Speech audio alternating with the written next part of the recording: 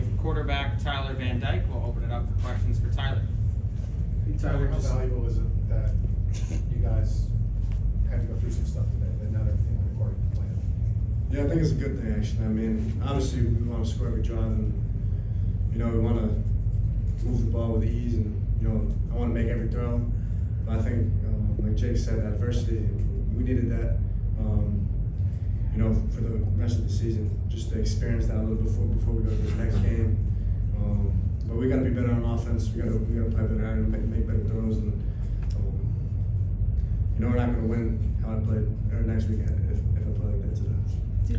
Did you feel a little off in the first half today? Did you feel different, or? I mean, I just miss throws that I never usually miss. I make all those throws in practice every time. And I just got to hit them. And offense. They were starting slow, and we can't do that. We got to start fast and stay at that level the entire game, all the way until the last play of the game. So we just got to be a little bit better. When you're like uncharacteristically missing throws, like is that something where you think like you're gonna look at film tomorrow and see mechanical? Like, do you kind of have it fixed for that? Like a thing that you can usually spot on film, but you're like, oh, I did this wrong, and if I did this, then I would have been my usual self. Yeah, I mean, I think it's a little bit of my mechanics. Sometimes I get a little bit too low. I got to keep my elbow up, and I'll probably go back to the facility tonight and throw a little bit and just get that right before next week. And I think it's a mechanical thing. Tyler, with Flea Flicker, typically there's a lot more separation. Well, often you see a lot more separation. Keyshawn didn't have time, even though he has a lot of speed. The touch you had to put on that throw, yeah, I know not everything is in there went perfect, but that's pretty good ball since there's a couple of defenders kind of right on his heels. Yeah, that's probably my best throw of the day. Keyshawn did a great job of. He got past the defense, a little bit of separation, and he did a great job of holding on to the ball. And it was a great call by Coach Gaddis after the punt return. Obviously it was one of my better throws, but I'm happy we won, but I'm a little bit disappointed myself, and just got to be better. Kyle, you probably heard about Texas A&M all summer, all camp, and was it difficult to keep your mind off of them this week? Not really. Coach Chris Ball preaches every day, just one day at a time, want to know every day, and just we're focused on something missing the entire week, not really thinking ahead. We'll start thinking about them later this evening and then tomorrow. Kind of let's talk about Josh Gaddis, the coach, a little bit. Obviously he had a pretty good balanced offense when he was with the Wolverines. What kind of an influence has he had on this offense, and did you start to feel a little bit more with the passing yards and the rushing yards being a little bit more balanced? Yeah, it definitely is more balanced. It's a good thing. We got to be more balanced in both the pass and run game. And running the ball helps the pass game. So I'm sure some other games will go different this year based on how the team plays. Our goal this week was to dominate up front and then be aggressive and take shots when needed.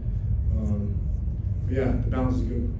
Tyler, how good was it to get guys like Rooster and Zion back? Yeah, obviously they were on a play count. It's good to get them back on the field.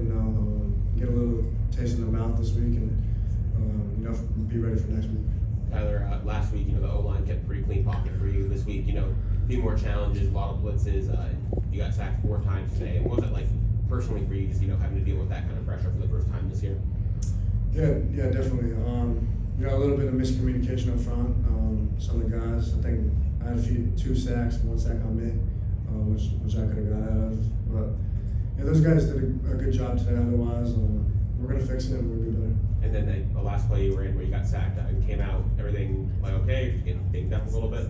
No, I'm good. Yeah, they just subbed me up. So. Tyler, I know you haven't started preparing yet for Texas A&M, but just the idea of going against a top 10 team at their stadium, it's supposed to be a really rowdy. Actually, I've been there. Really rowdy atmosphere with the fans. The excitement level for you, and how fun is that? Yeah, I'm definitely excited to get there. I'm trying to think. The last game I played was probably Florida State last year. And I'm assuming Texas A&M is a little bit louder than that, bigger stadium. So I'm definitely excited. We're definitely excited as a team, and can't wait to play. Do a couple more for Tyler. How much did you study Texas A&M maybe in the summertime before you guys got into camp? Yeah, that's the team I was probably studying the most. Watching their spring game, watching some film from last year. yeah, once the season started, we knew much film on them. Obviously, focusing on the other two teams we played before. So, we watched a good amount of film early in the summer, but now we're obviously going to start ramping it up. How much did you guys maybe necessarily save?